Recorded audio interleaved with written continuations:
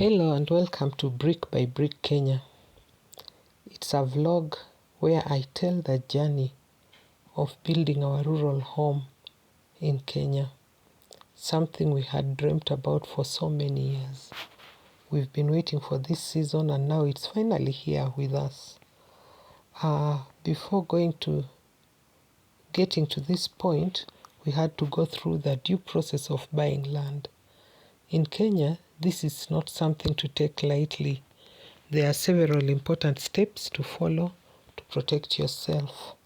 The first thing we did was to carry out a search at the land registry, sometimes called a CR12 or CRA search. What this does is to just confirm who the real owner of the land is, if the land has any debts, loans or disputes attached to it. In our case, we discovered something and it helped us to solve it before paying. The next thing that is very important is to engage a surveyor to physically confirm that the land is indeed the right size, that the beacons are in place, and that the plot matches what is in the records. You see, this is the road to our new farm, and we had to look at many things. Aside from the surveyor, we had to look at the cosmopolitan. Is the place cosmopolitan? Do we have good roads? The access roads, are they good? And you can see they are fairly good. And we also wanted a place which is not too crowded, and there should be accessibility of water. And now the next thing that you do is to go to a lawyer and sign an agreement. When you go to the lawyer, he drafts the agreement, ensuring that all the conditions are clear and binding. This protects both buyer and seller and gives you a document to fall back on if issues arise. You can see the lines, electricity lines there. We also had to consider easy access to electricity. You can see the electricity poles. Actually, to our plot, we need just one post and we get connected to the grid, which was something very key. Where we are, we have been using solar electricity for the longest time, and this to us is a good chance. It's only after these steps, when they are complete, that you can confidently say that you own land in Kenya. Once payments are done, especially according to the agreement. So now you can get the title transfer and the ownership of the land officially changes to your name. So it's a process, it's not just that easy. This region is an agricultural area, and you can just see it's a very quiet neighborhood, very nice, very quiet. For us, in addition to this process, we also had to carefully look at all those factors.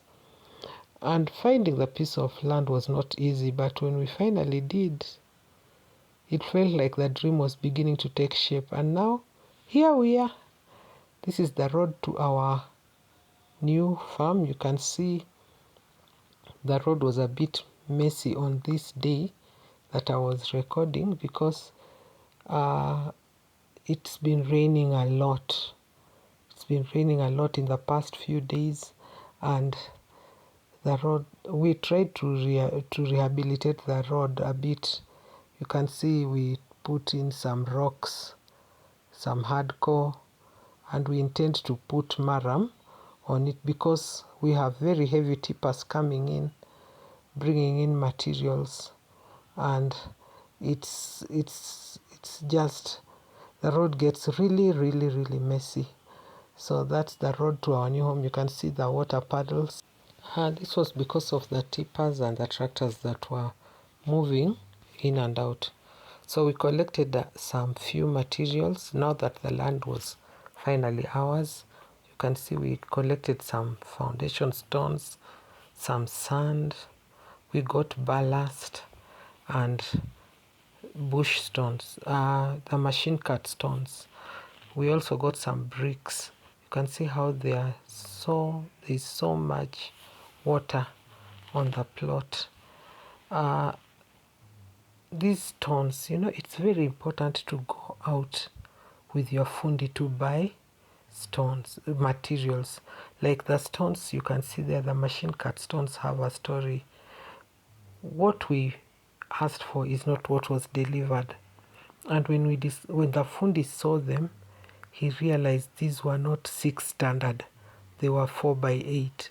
So we had to quickly make a decision to use these ones for partitioning of the house, and then we have to go and buy others for the outer wall. You can see them, look at that. And first of all, they are very porous, so it's very important to move around with your fundi. So there are bricks. We had decided that we wanted to partition with bricks, so those bricks will not miss work, even including the outside veranda of the house. So the first thing to do is to have a house plan. This is the blueprint of everything that will follow. You can choose to work with an architect or have a foreman or a draftsman. The architect may charge between 80 to 150,000 shillings, while the draftsman can charge around 30 to 60,000 Kenya shillings, depending on the design.